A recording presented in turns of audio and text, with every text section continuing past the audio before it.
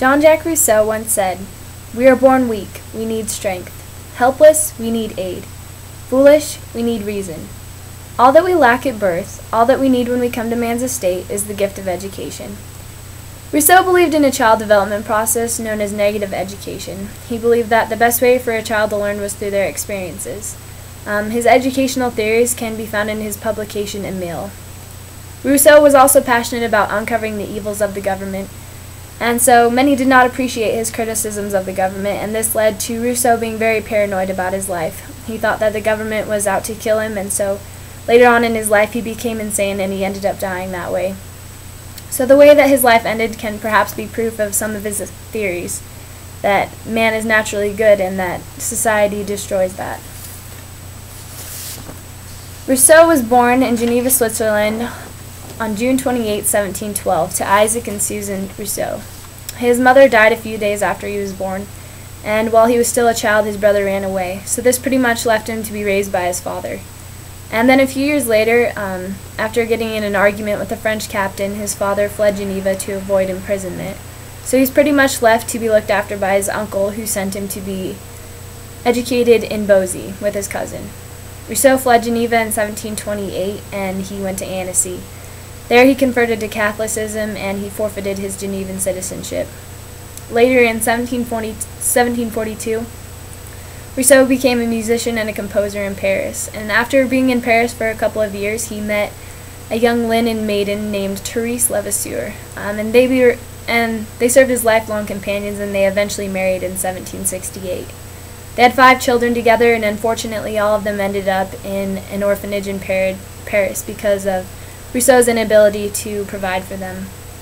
Along with the operas and songs that Rousseau was writing at this time, he became involved in a writing contest through the Academy of Dijon, and he ended up winning it with his writing Discourse on the Arts and Sciences in 1750. This article became Rousseau's first claim to fame. In the essay, he stated that the arts and sciences had seduced man from his natural and noble estate, decreasing his freedom. Later on, he wrote a few more works, Discourse on the Origin and Foundations of Inequality in 1754, and he continued his writing career with works such as The Social Contract and Philosophy of Right. And then his most noted work on education, Emile, was published in 1762. And Rousseau's ideas about the government led to a lot of the breakdowns of his friendships as he was persecuted, and he became very paranoid about his life, and so later he died in a hospital in Ermenonville on July 2nd, 1778, and he was thought to be insane. In Rousseau's famous writing on education, Emile, he stated, "God makes all things good, man meddles with them and they become evil." Emile focused on what Rousseau thought the perfect environment for learning would be. And Rousseau's idea was that children should be taught in harmony with their natural intellects and talents.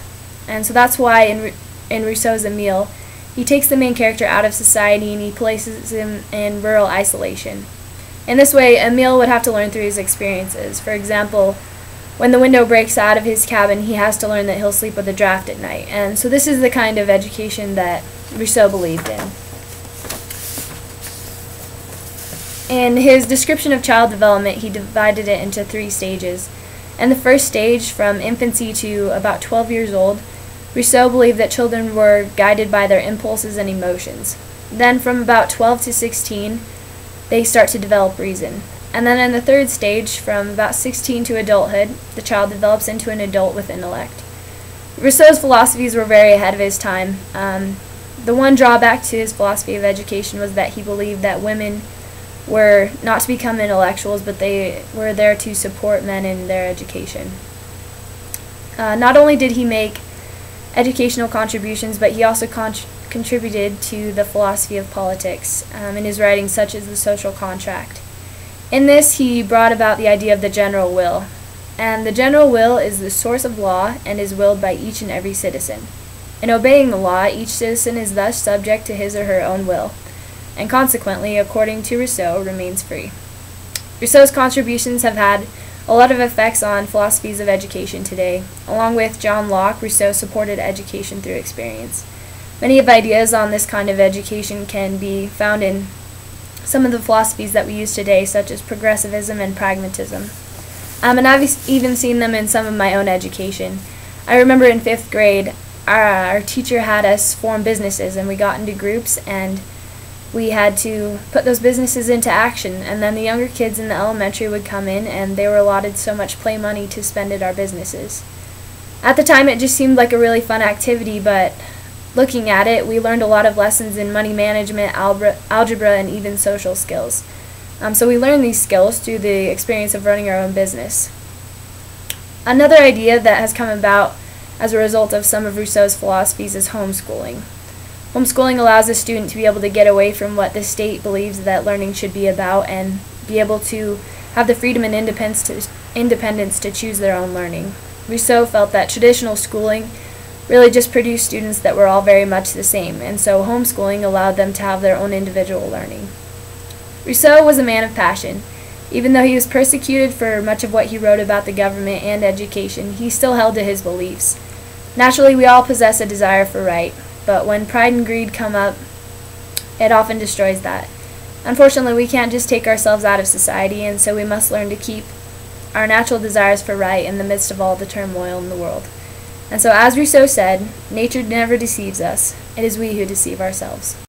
Thanks for watching my presentation on Jean-Jacques Rousseau.